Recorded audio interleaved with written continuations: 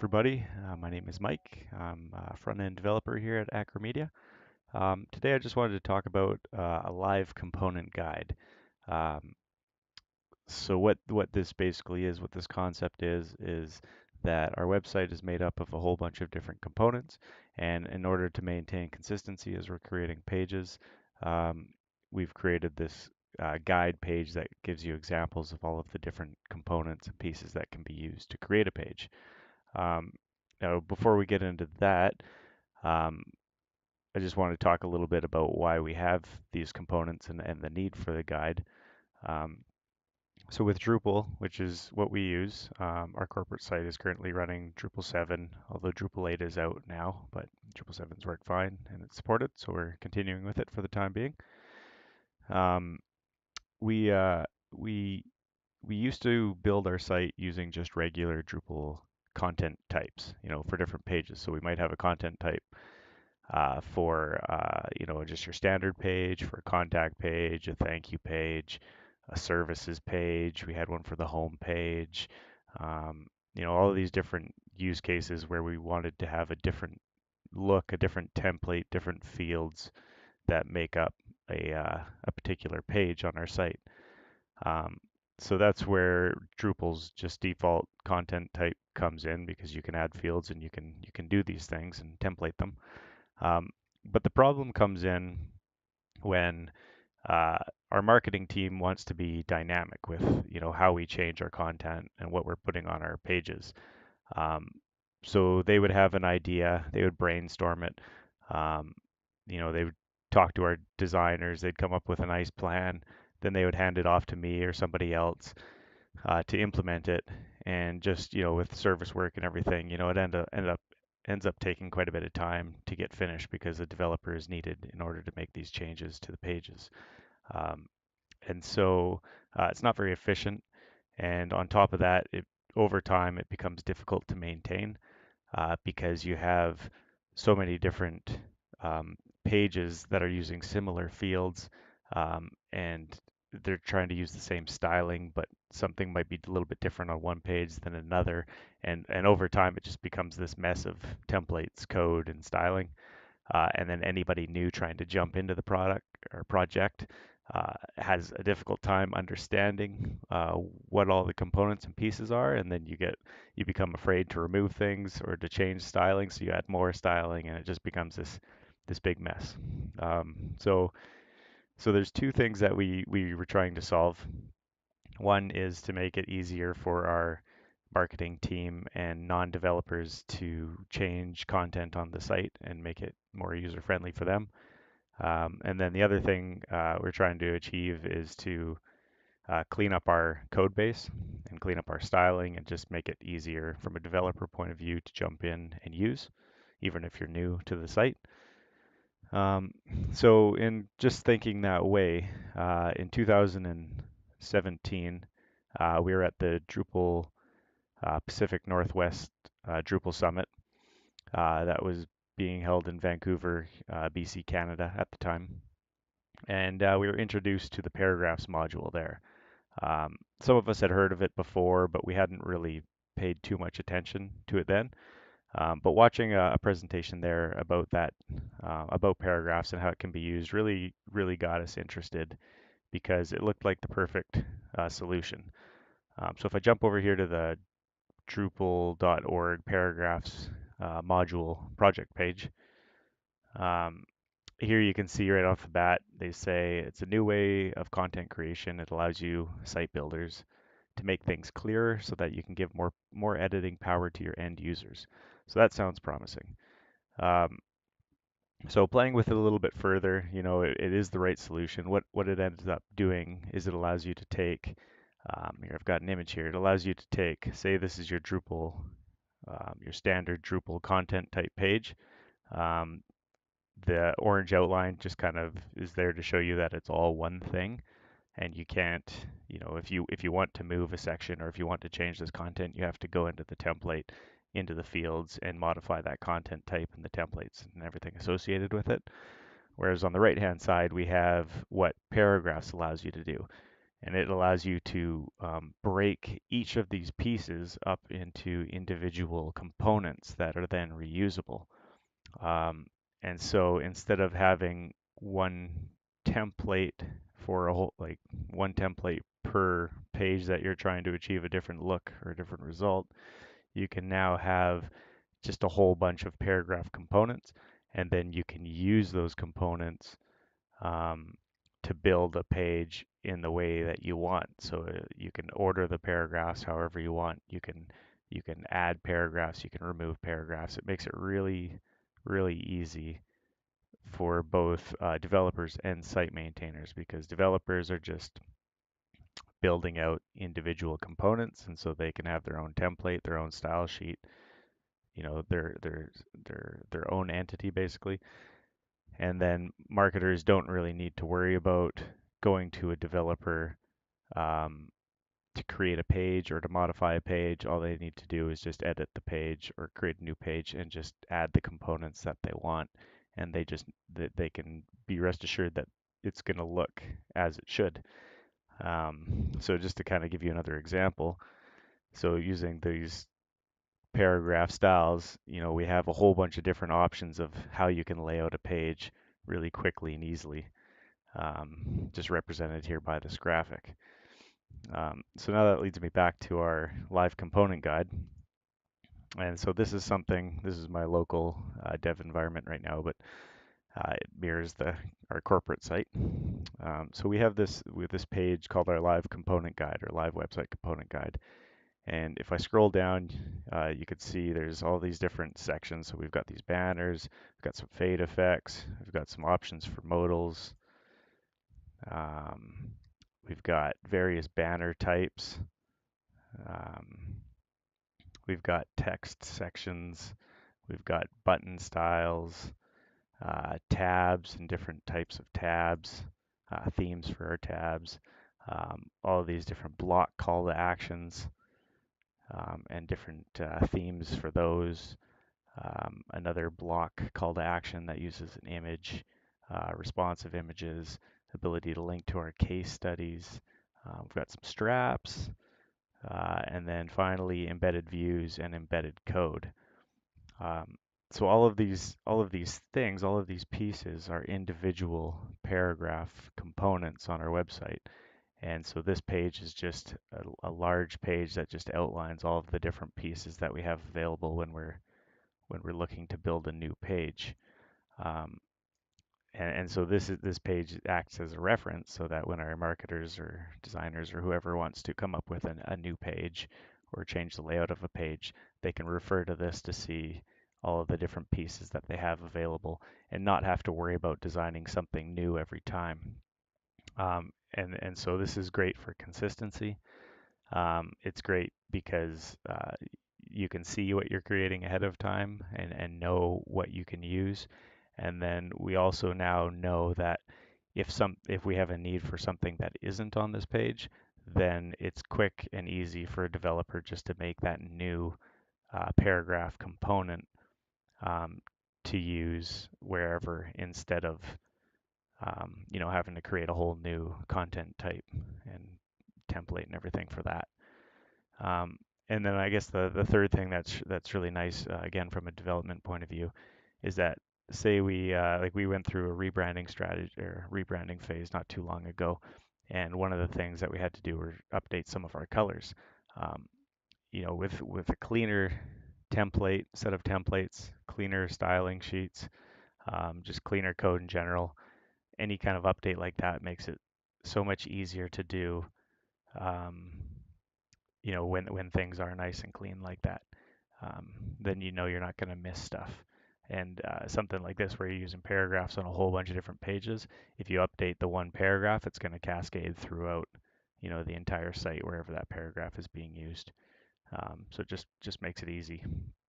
All right, so let's actually look at what it looks like from a content editor actually editing a page. I've got a bunch of content and things ready. I'm just going to quickly build a page just to show you, how that's done. So we'll go to let's go to our content. We'll add content. Right now our page, you see this is a good point here. So these are all content types that are currently on our site. And this is what I'm actually working to remove, a whole bunch of these things that are no longer needed anymore. Um, so anyway, here we go. Go to our page components. So we'll give it a title.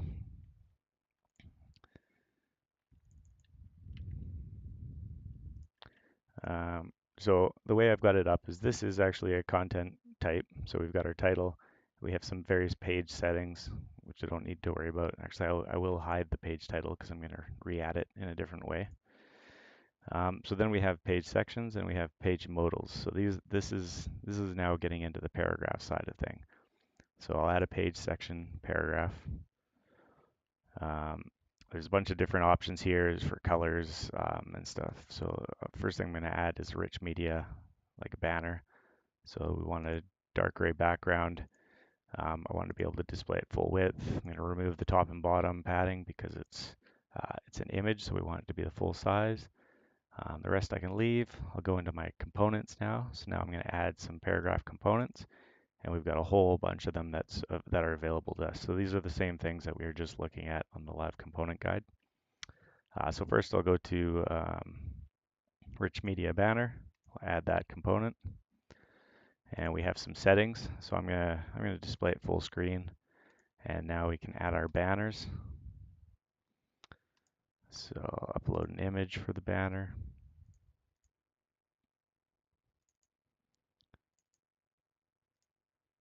I've got a few different effects that I can add, parallax and follow mouse effect. Maybe I'll add the parallax. Now we can add our content within the slide. So I'll start by maybe adding some basic content. So again, this is just paragraphs within paragraphs. So it ends up being kind of a bit of a crazy nested thing, but once you've used it a few times, it's not a big deal. All right, so I'm just gonna add some text here. All right, so I'll center this text in the slide, and we'll set up our headings. So since I'm hiding that H1 tag, I'll re-add that in here, and then this will be H2. So there we go. So I also want to add a call to action button. So I'll add a button call to action. And button settings, I'll center the buttons. And let's see, so we'll just add one primary button. So the link, we'll call it primary button. URL, just won't put anything.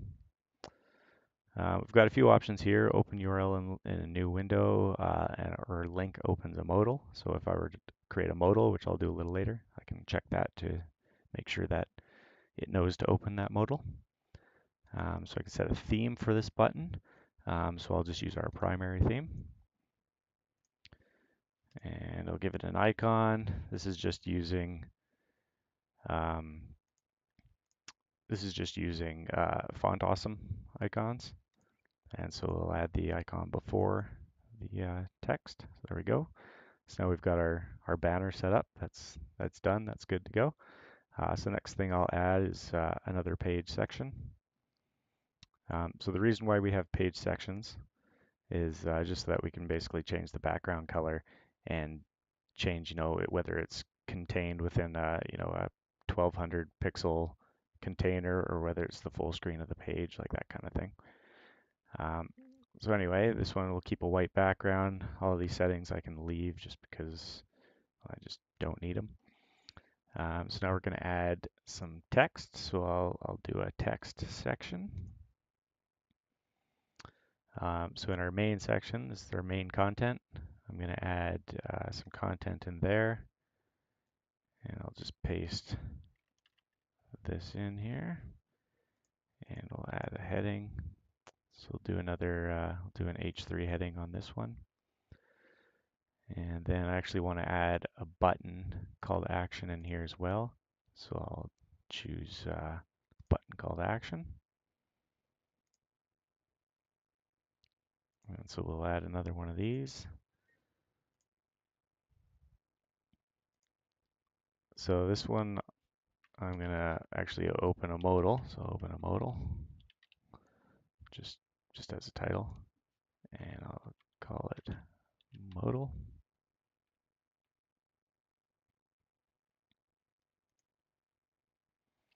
So checking link opens a modal. I'll still have to create the modal later, but I'll get to that. So here we go. I'll give this one a theme as just our just a default theme, and we'll give it an icon. Let's say font has some Drupal, just a Drupal icon. Okay, there we have that. So now we've got our secondary section in this text section. So we've got our main content. So now we're going to add secondary content. We want it to be positioned on the right. I'm going to say a width, a half of the section. And then in there, I'm actually going to embed code. So I'll add an embed code paragraph.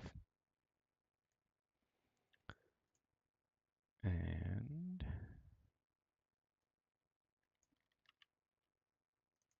there you go. I'll paste in embed code for video. All right, so the next section that I'm going to do here is add 3 kind of call to action block links. So let me just add another. What should I add here? We'll keep it on the white background so I can add it in the same section. So let's see here. So we'll call it. You want the image block CTAs.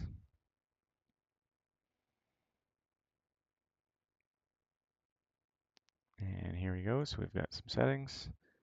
We can leave those as is. Just start adding our blocks. So we've got a featured image for it.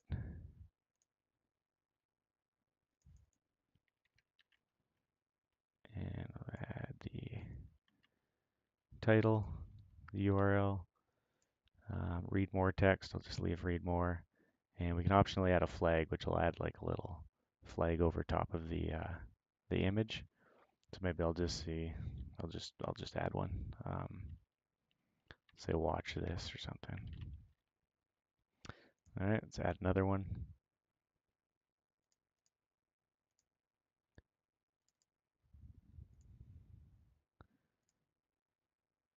And I'll give that one a title. Link. I'll leave the action label. This one I won't bother with a flag. Add another one. I'm just gonna add 3 of these. There we go. Add another title. Link. Add a flag on this one as well. Drupal 8. Okay. So then the next thing I want to do is to add a contact form. So I'll add a new section for this. And in this section, I'm going to set as a light gray background.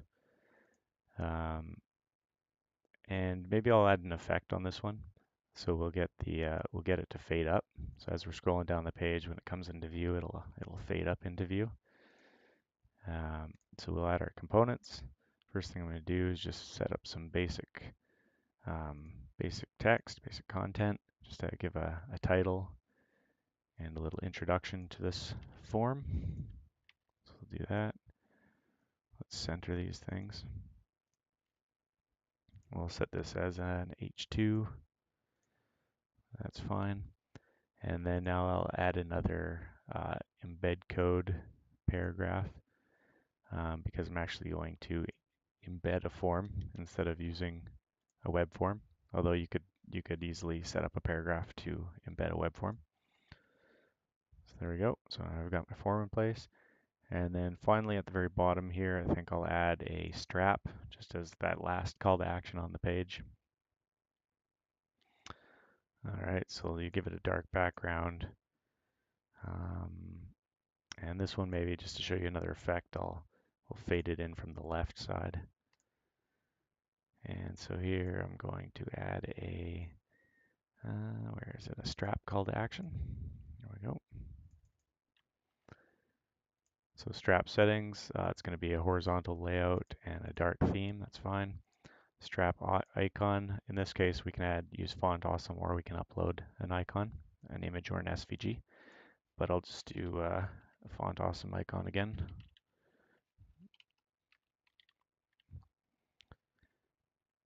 And then our strap content, give it a title,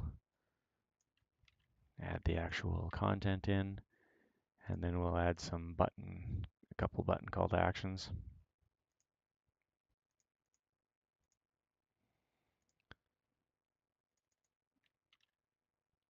So again, if I were building this page, if I didn't know what these components looked like, I could just refer back to that live component guide, and it would show me examples of everything I'm trying to create here. So I can see that quite easily, what I'm trying to build. In this case, I'm very familiar with it, so I can just go at it.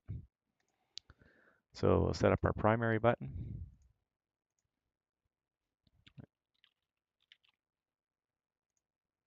And I'll do up a secondary button as well.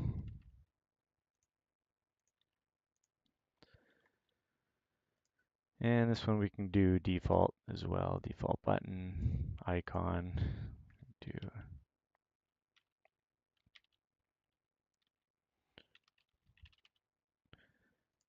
there we go. So we've got our buttons.